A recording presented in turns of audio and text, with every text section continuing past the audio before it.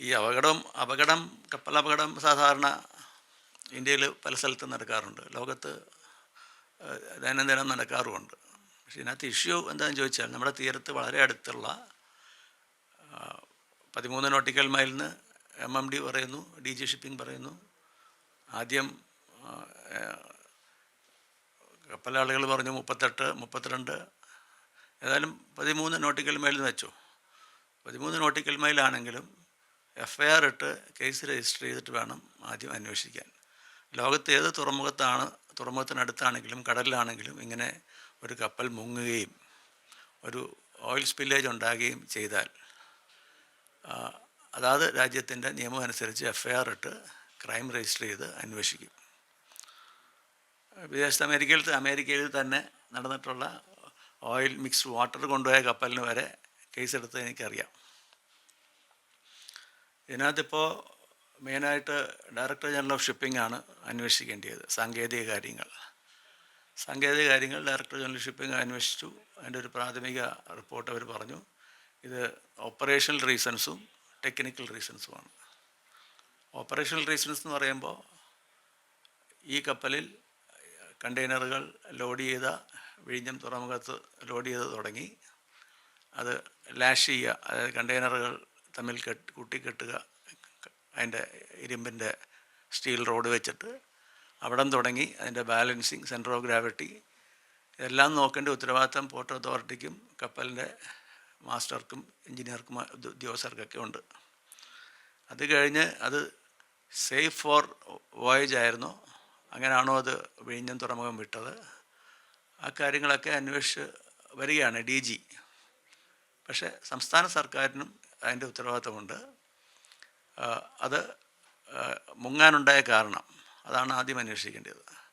അങ്ങനെ മുങ്ങാനുണ്ടായ കാരണം അന്വേഷിക്കണമെങ്കിൽ നമ്മളേത് ഒരു സ്കൂട്ടർ മുട്ടിയാലും ഓട്ടോറിക്ഷ മുട്ടിയാലും എന്ത് വന്നാലും, നമ്മളിപ്പോൾ ഒരു വേസ്റ്റ് നമ്മുടെ വീട്ടിലെ കിച്ചൺ വേസ്റ്റ് പൊതുസ്ഥലത്തിട്ടാൽ പോലും ക്രൈം രജിസ്റ്റർ ചെയ്യുന്ന ഒരു സംസ്ഥാനത്താണ് നമ്മൾ ജീവിക്കുന്നത്. 13 കണ്ടെയ്നർ ഹസാഡസ് കാർഗോ, അതായത് അവരുടെ കാൽഷ്യം കാർബൈഡ്, അവർ തന്നെ സമ്മതിക്കുന്നതാണ്, കാൽഷ്യം കാർബൈഡും ഒരു കണ്ടെയ്നർ ഫീനൈൽ ഡയമിൻ ഇതും ആ കപ്പലിലുണ്ടെന്ന് അഡ്മിറ്റ് ചെയ്യുന്നുണ്ട്. പക്ഷേ ആ കപ്പലിലുള്ള മറ്റ് ഹസാഡസ് കാർഗോ ഉണ്ടോ, ഏതൊക്കെ കെമിക്കലുകളുണ്ട്, ഇതൊന്നും പുറത്തു വന്നിട്ടില്ല. ഇത് കപ്പൽ അല്ലെങ്കിൽ വിഴിഞ്ഞം തുറമുഖത്തിനും വരാൻ പോകുന്ന കൊച്ചി തുറമുഖത്തിനും കസ്റ്റംസിനും കപ്പലിനും എല്ലാം ഇതുണ്ട്. കാർഗോ മാനിഫെസ്റ്റോ എന്ന് പറയും.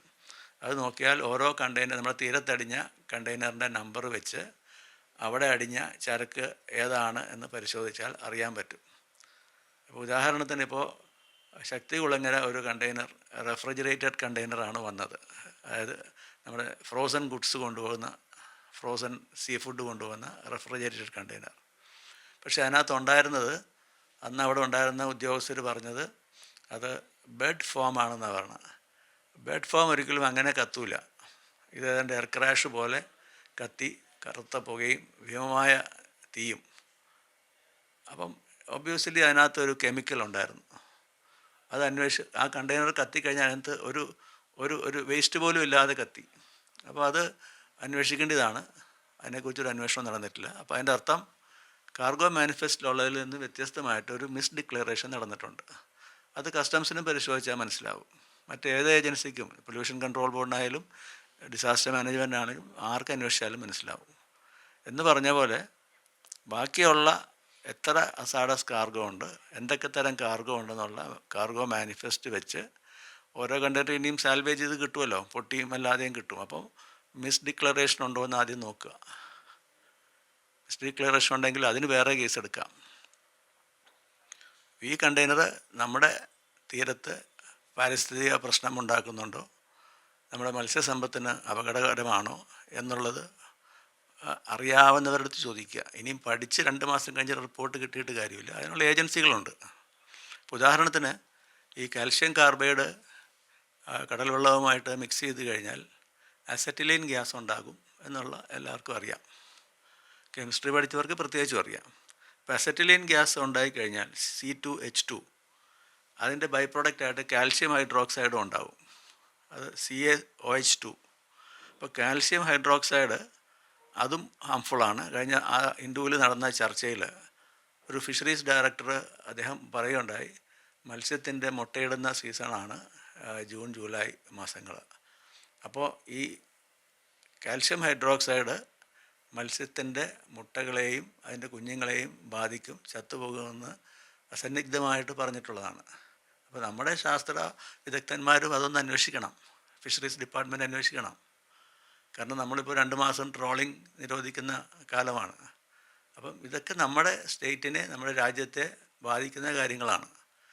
എന്തുകൊണ്ട് നമ്മൾ എന്നിട്ടും അന്വേഷിക്കാതെ ഒരു ഗവൺമെൻറ് തലത്തിൽ ചീഫ് സെക്രട്ടറി തുടങ്ങിയ എല്ലാ IAS ഉദ്യോഗസ്ഥരെയും വെച്ചിട്ടൊരു കമ്മിറ്റി ഉണ്ടാക്കിയിട്ട് അവർക്ക് കടലും വെള്ളവും ഒന്നും അറിയില്ല. ആകെ അതിനകത്ത് ഞാൻ ആ ലിസ്റ്റ് കണ്ടു, അതിനകത്ത് വേണമെങ്കിൽ ഡിസാസ്റ്റർ മാനേജ്മെൻറ്റോ പൊല്യൂഷൻ കൺട്രോൾ ബോർഡോ ഓഷ്യാനോഗ്രാഫിക്കിൻ്റെ സെൻട്രൽ ഏജൻസികളുടെ കുറച്ച് ആളോ, ഇത് നമ്മൾ മീറ്റിംഗ് കൂടി പോയിട്ട് കാര്യമില്ല. ഇത് ഉടനെ അപകടം നടന്ന് ഉടനെ ചെയ്യേണ്ട കാര്യങ്ങളാണ്.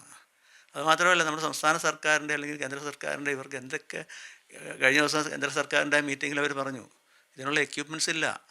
കേരളത്തിലുള്ള ഈ സെൻട്രൽ ഗവൺമെൻറ് ഏജൻസികൾക്ക് അതിനുള്ള എക്യുപ്മെൻറ്റ്സ് ഇല്ല. ഇത് 2 മാസം കഴിഞ്ഞ് റിപ്പോർട്ട് തന്നിട്ട് ഇതിൻ്റെ അപകടം വിലയിരുത്തുമ്പോഴത്തേക്ക് നമ്മുടെ മത്സ്യസമ്പത്തൊക്കെ പോകും.